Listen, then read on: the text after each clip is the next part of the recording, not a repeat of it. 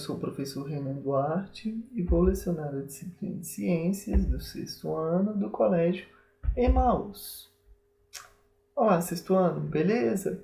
Então, como prometido, nessa videoaula vamos fazer a correção aí do último exercício, tá? As questões de 1 a 5 lá da página 133. Então, bora lá para a página.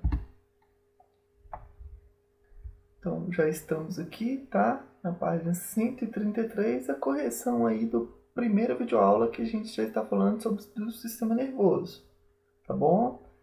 Vou aproveitar também nessa videoaula para fazer alguns pequenos comentários sobre esse sistema que a gente está falando, beleza? Na próxima videoaula nós vamos continuar falando sobre ele, tá? Então, não precisa de ter pressa. Importante que vocês estudem de pouquinho em pouquinho, sem acumular muito conteúdo. O que você não pode fazer é deixar de ler e fazer as atividades, tudo bem? Bom, então aí as 5 questões, tá? Vamos fazer aí primeiramente a questão 1. Pense e resolva. Explique como o sistema nervoso faz a integração do corpo com o ambiente.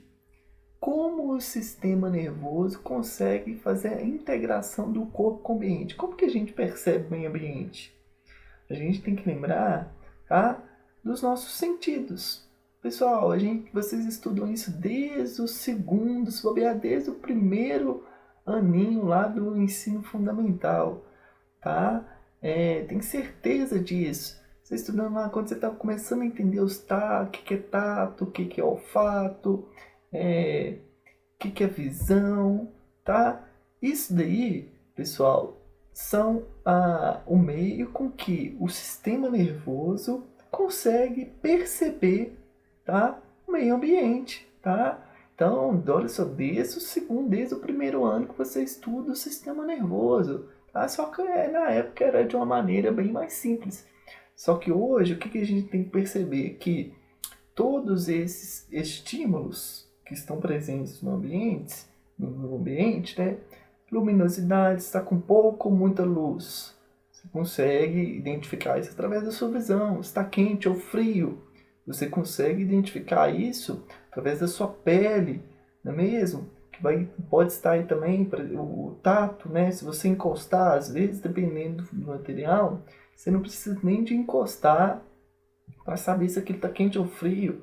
E você pode estar, inclusive, de olho fechado, né? Porque você já sabe que nos seus dedos existem terminações nervosas que vão levar essa informação para o cérebro, né? E dizer, meu filho, aqui dali está quente, você não vai colocar sua mão ali, tá? Lembram do ato reflexo? Ato reflexo é uma ação involuntária também, tá? Que auxilia o nosso corpo a lidar em momentos, em situações estressantes. Como assim situações estressantes? Panela quente. Você está lá, passou lá na cozinha, lá, não viu que sua mãe estava cozinhando, sua mãe saiu um pouquinho, né? Deixou uma panela quente em cima do fogão. E você, sem entender muito bem, você estava com fone de ouvido, prestando atenção na música, foi lá e encostou o braço na panela. Você não viu que ela estava quente. Só que ao mesmo tempo que você não viu que ela estava quente, você encostou, você já deu um pulo, já vazou de longe da panela. Como assim? Você nem sabia que ela estava quente e do mesmo jeito você tomou um maior susto. Quando você queimou, você já se afastou dela. Mas você nem pensou em se afastar. Viu a importância do sistema nervoso, como que ele garante a sua sobrevivência? Então, pessoal, eu falei de um modo mais generalista, assim, de um modo mais geral, respondendo a questão. Vejam a resposta do livro. O sistema nervoso, ele recebe e organiza as informações. Quais informações? Do ambiente. A panela está quente, frio, né? Luminosidade, tá? Audição, volume alto, baixo, ruído, tá? E tudo isso são informações que estão presentes no meio ambiente que a gente vai reagir de acordo com a nossa personalidade, o nosso humor, tá? Então ele recebe, controla e participa da coordenação das funções corporais. Recebeu a informação, o trem tá quente. Meu Deus do céu, deixa eu pegar essa informação, levar lá para o cérebro agora rapidão, né, tá controlando, e vou mandar os seus músculos saírem, movimentar suas pernas, os seus braços, para você sair o mais rápido possível dali.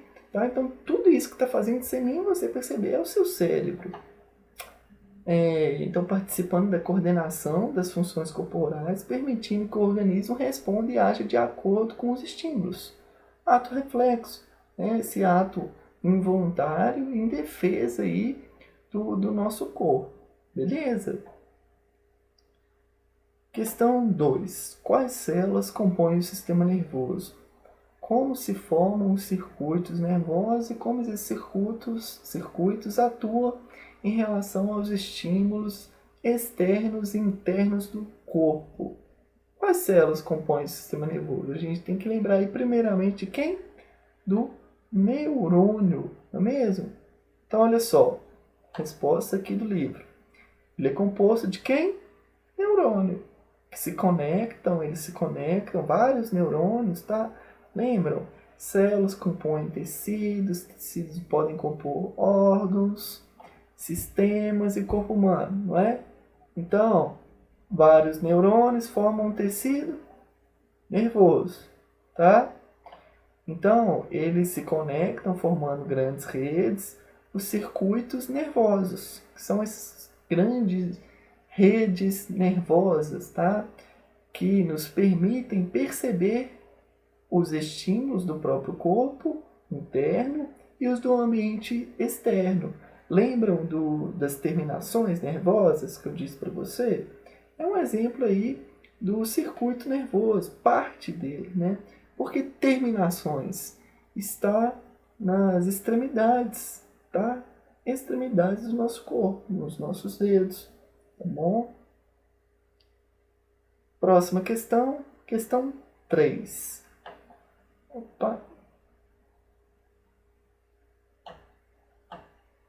Questão 3. Em seu caderno, desenhe um neurônio e identifique as suas regiões. Em seguida, junto à identificação das regiões, escreva um pequeno texto descrevendo as suas funções. Vamos voltar então lá na imagem dos neurônios? A gente viu um pouquinho, né, sobre ele na nossa última videoaula. Olha ele aí, tá? Então, olha só. Neurônio. A gente falou de impulso nervoso um pouquinho, né? E a liberação de substâncias. Então, olha só. Neurônio. Eles têm esse formato, possuem um corpo celular, os dendritos, que são as extremidades da célula, os axônios, tá? Que vão ligar aí às outras células nervosas, ou seja, aos outros neurônios, que é o que chamamos de sinapse. Aqui, ó, o que significa isso? Quando as células se tocam, ou seja, está passando a informação, tá bom? Então, um axônio está ligando a uma outra célula, tá? Ao dendrito, que vai estar aqui, ó, os neurotransmissores, ocorrendo aí a transformação, a passagem das informações. É desta forma que os neurônios se comunicam, passando as informações recebidas aí pelos órgãos, né, presentes no nosso corpo, nosso tato, né, enfim. Então, poderiam fazer o desenho, né, bonitinho do neurônio e explicar essa relação, como ocorre a sinapse quando as células se tocam. E vejam só que interessante essa imagem, que apresenta todo o sistema nervoso, o encéfalo compreendendo como cérebro, cerebelo, ponte, bulbo, medula espinhal, tá? O encéfalo, qual é a diferença do encéfalo para o cérebro? o cérebro está dentro do encéfalo. Isso tem um erro muito comum, pessoal. Às vezes, muitos alunos confundem, mas o cérebro está dentro do encéfalo. O encéfalo é uma estrutura. Dentro dela há o cérebro, cerebelo, ponte e bulbo, tá bom? Os nervos cranianos, ou seja, que vão estar no crânio, nervos espinhais e a medula espinhal, né, ramificando aí os nervos aí para o resto do corpo. Lembram das terminações nervosas? Olha elas aqui, né? Vejam que nosso pé também tem bastante, não é mesmo? Ou seja, onde você pisa em um lugar que é mais quente, você vai perceber. Se você pisa em um lugar que está mais frio, você também percebe. Por quê? Porque há terminações nervosas lá também. Interessante, né? Essa imagem é muito legal, tá bom? Voltando, então, para as nossas questões. Desenhou, tá? Qual, então, questão 4. Qual é o papel dos neurotransmissores na comunicação entre os neurônios? Poxa, acabamos de falar, não é mesmo? Vejam só. Os neurotransmissores são mensageiros químicos que permitem a propagação do impulso nervoso do axônio de um neurônio para a célula seguinte. Então, a partir da hora que uma célula se liga à outra, ocorre o quê? A sinapse. Então, o que vai acontecer na sinapse? O neurotransmissor, que é um mensageiro, se comunicando com o outro, passando a informação. Ou seja, um impulso nervoso, tá bom? Que levando a informação. Tira o dedo ali rapidamente, porque ali está quente, né? Então, é interessante, pessoal, que tanto para os atos involuntários quanto para os voluntários, ações voluntárias e involuntárias, ocorre esse mesmo tipo de movimento. É claro que, por exemplo, para um ato involuntário como o reflexo, né? O arco reflexo é onde a gente machucou e tira rapidão. Você pisou em um prego, você tira seu pé rapidamente, já vai lá, meu Deus do céu, machuquei no prego aqui. Só que você nem pensou em tirar. Seu próprio corpo leva as células que estavam lá no seu pé, leva a informação para o cérebro rapidamente, através da sinapse, né? Seu cérebro, nossa senhora, tira esse pé daí, porque senão o estrago vai ser feio. E você tira seu pé rapidamente, né? Evitando um dano ainda maior. Então não importa se é uma ação voluntária ou involuntária. A forma com que eles se comunicam, que ocorrem aí os impulsos, é sempre a mesma. Tudo bem? Questão 5. Quais são as partes do sistema nervoso central? E explica as características e o funcionamento de cada parte.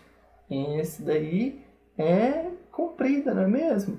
Poxa, as partes a gente já viu naquela imagem aqui, não é mesmo? Vamos voltar aqui rapidinho. Então, chamamos de sistema nervoso periférico os nervos cranianos, nervos espinais, e o sistema nervoso central, quem? O encéfalo e a medula espinhal, tá?